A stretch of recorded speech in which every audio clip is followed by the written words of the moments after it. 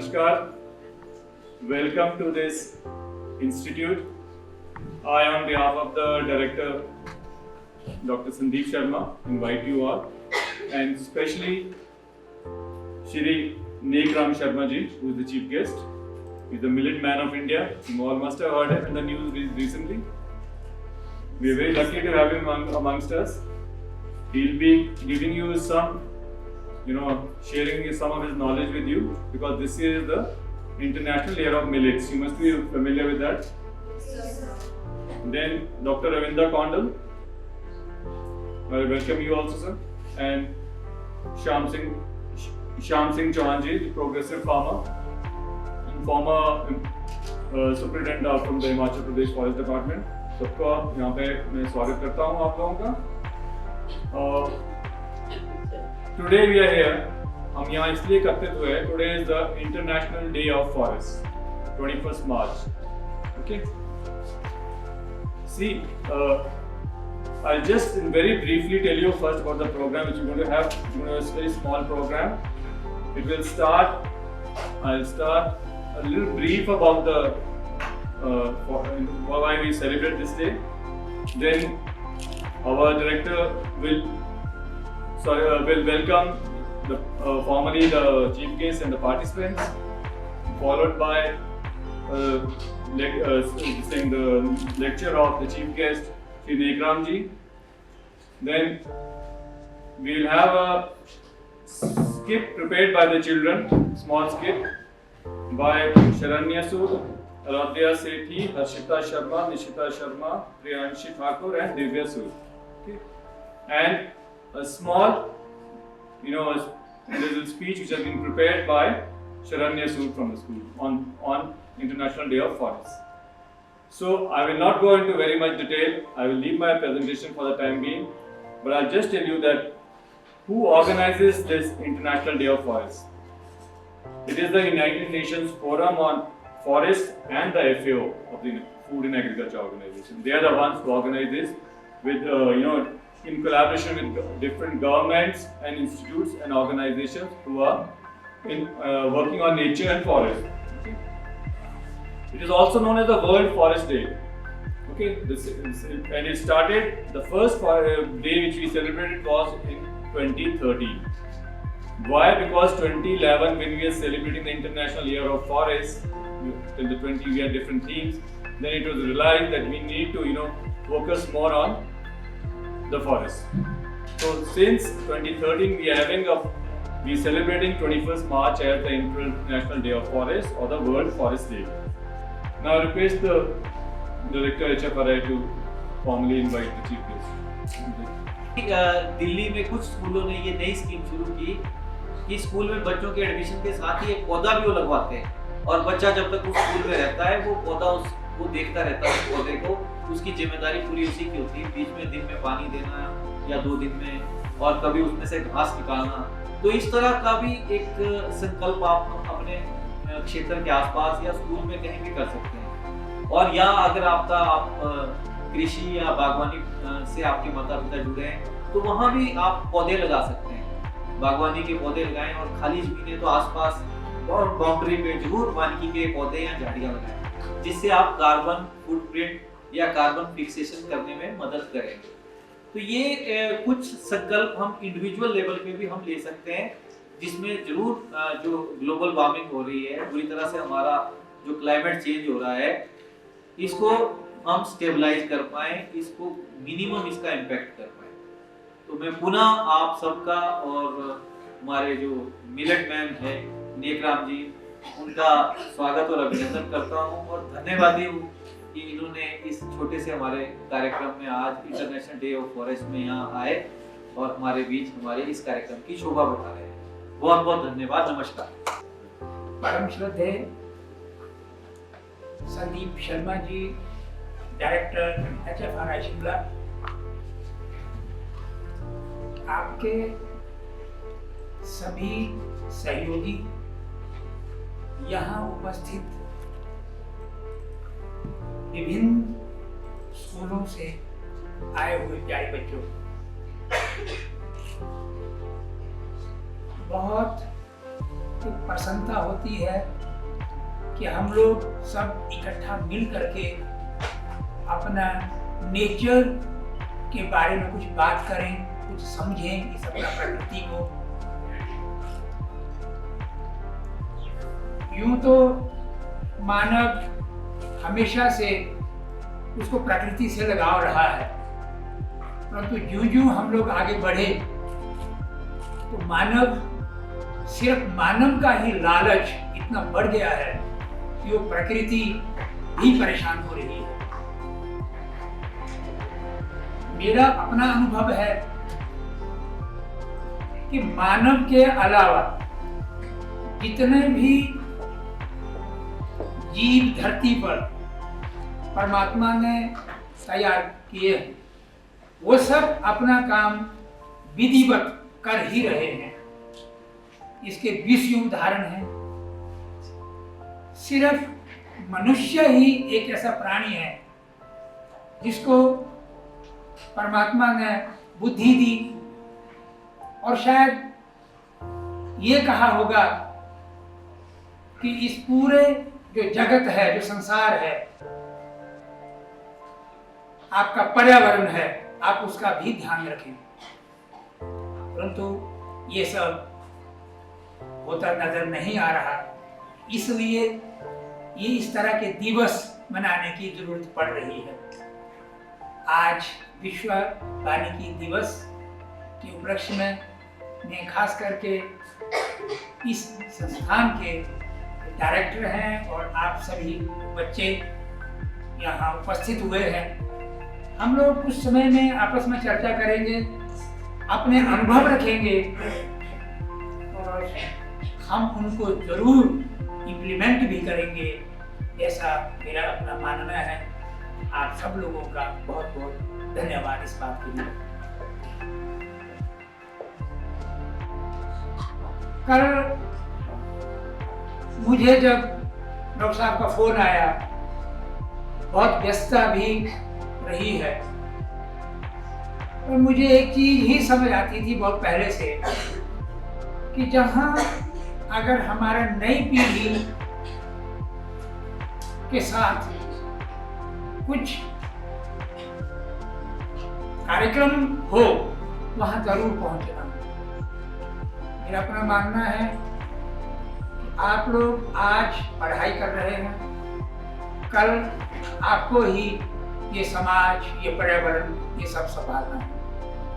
अगर आपका शिक्षा में वो शिक्षा गुणवत्ता वाली होगी, क्वालिटी एजुकेशन होगी, तो आप स्वतः ही ये सारे काम को करने में सक्षम होंगे। आप रुचि भी रखेंगे इसमें और आप अपने ही लिए अपना जो पर्यावरण है वो आप अच्छा करेंगे। ना केवल हम लोग एक हरियाली कुछ पौधा लगा करके लाएंगे, बल्कि ये जो हमारी वन संपदा है ये तो वो धरोहर है जो लाखों लाख जीव जंतुओं को उसमें पाल रही है।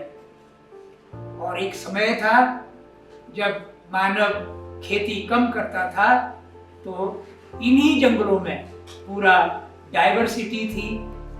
फल फ्रूट कंदमूल ये हमारे ऋषि मुनियों ने यहाँ से हासिल किए हैं और अपनी जिंदगी बहुत बेहतर बनाई। कभी कोई रोग किसी आदमी को नहीं आता था। मगर आज हम जहाँ पहुँच गए हैं वो समय, वो जगह, शायद हम सब लोग इस बात के लिए चिंतित हैं और इसीलिए ये जरूरत पड़ रही है कि हम लोग कई तरह के दिवस मना रहे हैं, क्या शुरुआत कर रहे हैं, ताकि हम लोग आपस में सीखें, समझें, इस तरफ हम लोग मुड़े, back to nature, back to basic, हमारा प्रकृति से लगाव हो। तो मैं उसमें आपको एक छोटी सी बात बोलना चाहता हूँ, हम कैसे जुड़ेंगे अपने नेचर के साथ। मुझे तो लग रहा है कि कोई चीज आज नेचर से ना तो हमारा रसोई में आ रही है, ना हमारा पहनने में आ रही है। कैसे जुड़ेंगे हम? हमारे ऋषि मुनि लोग, हमारे बुजुर्ग, आप अपने दादा नाना से पूछें कि वो सुबह अगर ब्रश करते थे तो कौन सा ब्रश होता था? बहुत बढ़िया वो होता था। मगर आज है क्या? आज तो कितना प्रचार प्रसार हो रहा है कि ये नहीं ये ब्रश, ये नहीं ये ब्रश।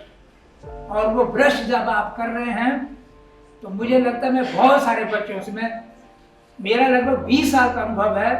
मैं स्कूलों में, कॉलेजों में जा करके बच्चों के साथ ही ज़्यादा मुझे प्यार है और मैं बात करता रहता हूँ। जो बायोडाइवर्सिटी की बात होती है, पक्षी सबसे बड़ा मित्र है हमारा। कल जो दिवस था वो भी एक पक्षी से संबंधित था। हमारा गोरैया कितना वो लाभदायक है हमारे, कितना तरह का जो खतरनाक जो बैक्टीरिया है उनको वो खा जाता है। और हमें स्वस्थ रखने के लिए परमात्मा ने ये बहुत सारा डाइवर्सिटी दी थी। हर जगह पर डाइवर्सिटी थी, एग्रीकल्चर में डाइवर्सिटी थी, फॉरेस्ट्री में डाइवर्सिटी थी। परंतु हुआ क्या, जैसे जैसे हमारा ऋषि मुनियों का ज्ञान विलुप्त होता गया, आज का शिक्षा ने हमें सिर्फ इतना सिखाया कि पूरा मोनोकल्चर की तरफ हम लोग बढ़े और आज हम उसकी सजा भी भुगत रहे हैं। अब हम लोग वापिस आ रहे हैं धीरे धीरे, तो ये बहुत बड़ा खुशी की भी बात है। प्यारे बच्चों, मुझे लगता है कि आज जो शिक्षा का महत्व है वो सिर्फ यही रह गया कि अच्छे नंबर ले लो, टॉप करो और नौकरी करो, इसके अलावा कुछ भी नहीं। मुझे तो ये लगता है कि बेटा बहुत बढ़िया पढ़ो, दुनिया को समझो,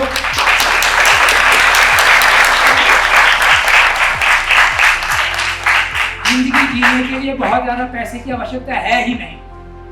क्योंकि हमने ये देखा जिंदगी में, मेरी उम्र 60 साल हो गई है, कि जिनके पास जितना ज्यादा पैसा आ गया उनको रात को नींद भी नहीं आ रही। अब कर लो और जमा।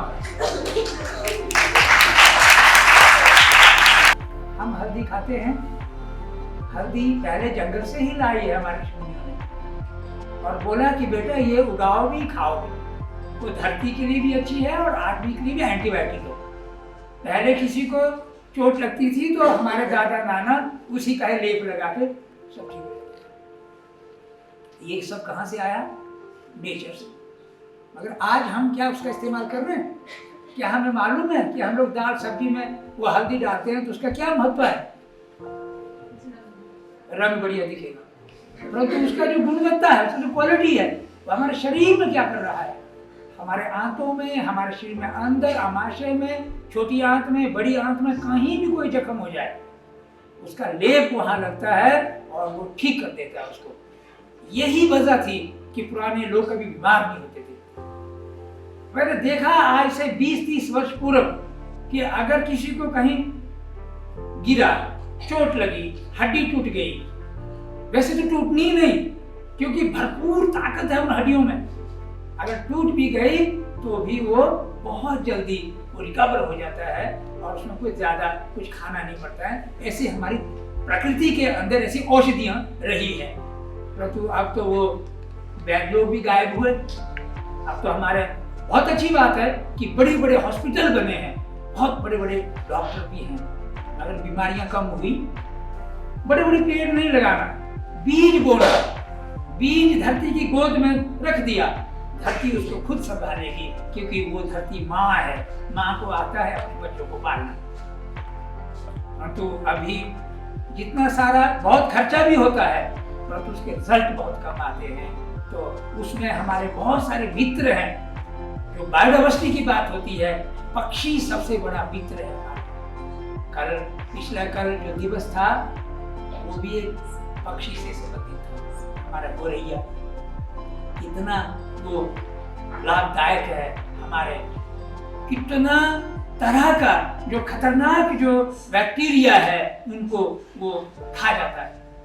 मुझे लगता है कि आज जो शिक्षा का महत्व है वो सिर्फ यही रह गया कि अच्छे नंबर ले लो, टॉप करो और नौकरी करो, इसके अलावा कुछ भी नहीं। मुझे तो ये लगता है कि बेटा बहुत बढ़िया पढ़ो, दुनिया को समझो।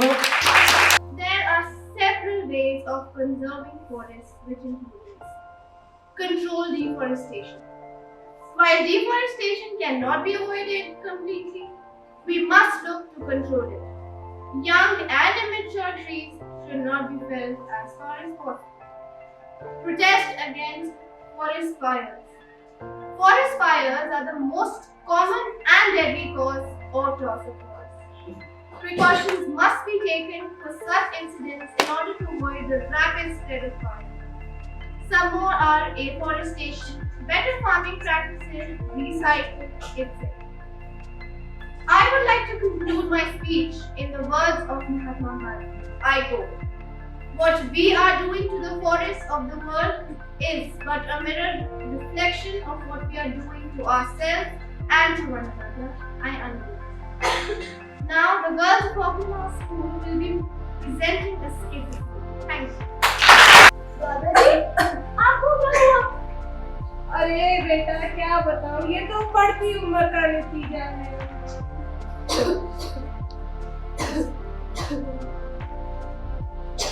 अरे पिताजी, अब आपको क्या हुआ? तुम्हें क्या हुआ? तुम्हारी तबीयत खराब है। माँ, सांस लेने में बहुत दिक्कत हो रही है। हमें इन्हें भी जल्दी अस्पताल ले जाना होगा।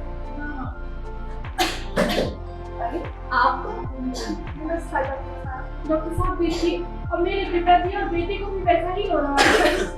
बेटा, ये तुम्हें खांसी कितने दिनों से हो रही है? डॉक्टर साहब, अब क्या हो चुका है? चलो मैं ऐसा करता हूँ कि इन्हें भी कहीं दवाइयाँ दे देता हूँ, पर मेरा कहना ये है कि आप इन्हें किसी स्वच्छ वातावरण में लेकर जाएं। अरे डॉक्टर साहब, आप तो खुद खांस रहे हैं। मेरी भी तबीयत आजकल कुछ ठीक नहीं रह रही है। मैं ऐसा करता हूँ कि आप ही कुछ दवाइयाँ दे देता हूँ।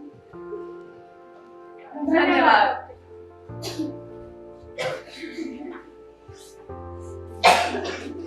मैं सोच रहा हूँ कि थोड़े दिन गांव चलते हैं। बिल्कुल, गांव जाकर ये सब ठीक भी हो जाएंगे। हाँ, पर मैं कहती हूँ डॉक्टर साहब को भी साथ ले चलते हैं।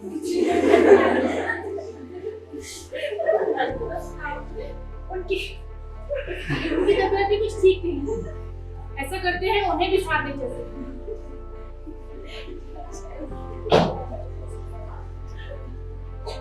मैं सोच रहा हूँ कि थोड़े दिन गांव चलते हैं।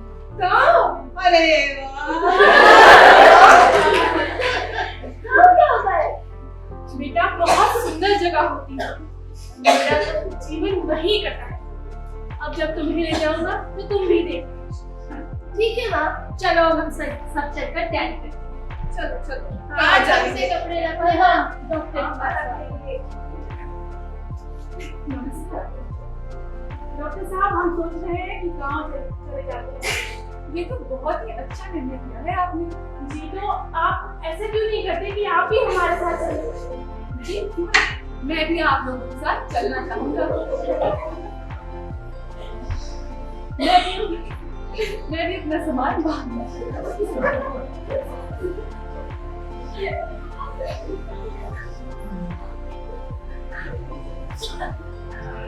कितनी अच्छी हवा है।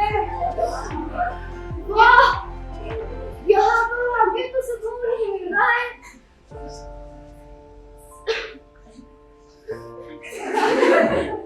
तो कैसा लग रहा है फिर आप लोगों को यहाँ पर? बहुत ही अच्छा। हम ऐसा करते हैं कि अंदर जाके सामान बांध देते हैं। चलो तुम भी साथ चलो। नहीं, हम तो इधर ही रुकेंगे। मैं भी दादी के साथ ही रुकूंगा। तो मैं तो दादी के साथ ही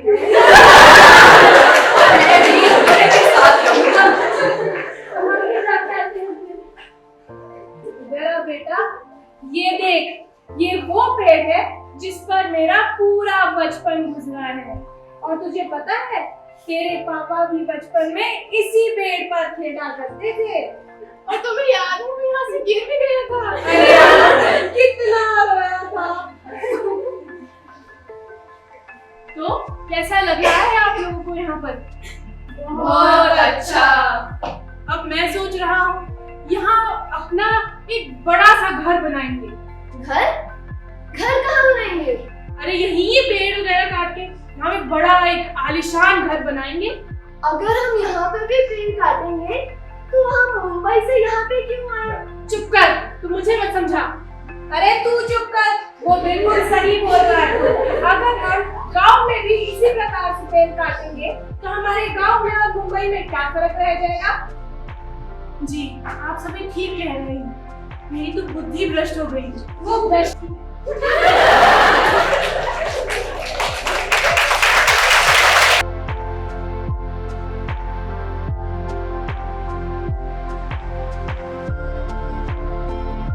हम सैंपल्स जो है वो हमारी कैरोसेल यूनिट है, वहाँ पे हम सैंपल को लगाते हैं, ठीक है। उसमें भी हम सेम यही करते हैं, ये सिस्टम से कनेक्टेड होता है ये इंस्ट्रूमेंट, और इसमें भी हम पर्टिकुलर वेवलेंथ सेट करते हैं। कोई भी जैसे क्रोमियम है, कैडमियम है, तो इसमें हमारा जो डिटेक्शन है मेनली कैथोड लैंप से होता है। जैसे ये हमारे पास कैथोड लैंप से लगाए हुए हमने जो भी डिटेक्ट करना है, जैसे अगर हमने क्रोमियम, कैडमियम, मैग्नीशियम, मैंगनीज जो भी डिटेक्ट करना है एलिमेंट, उसका हम कैथोड लैंप इसमें लगा देंगे, ठीक है। उसके बाद हम सैंपल को प्रोसेस करके उसके स्टैंडर्ड्स लगाएंगे, पहले मशीन को कैलिब्रेट करेंगे, आफ्टर दैट हम उसमें सैंपल लगाएंगे और वो उसमें सॉइल या फिर जो भी हमने प्लांट सैंपल लगाया उसकी रीडिंग इसमें आ जाएगी सिस्टम में।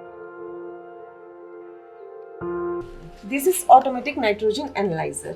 हम लोग इससे सॉइल और प्लांट सैंपल्स में नाइट्रोजन कंटेंट डिटेक्ट करते हैं।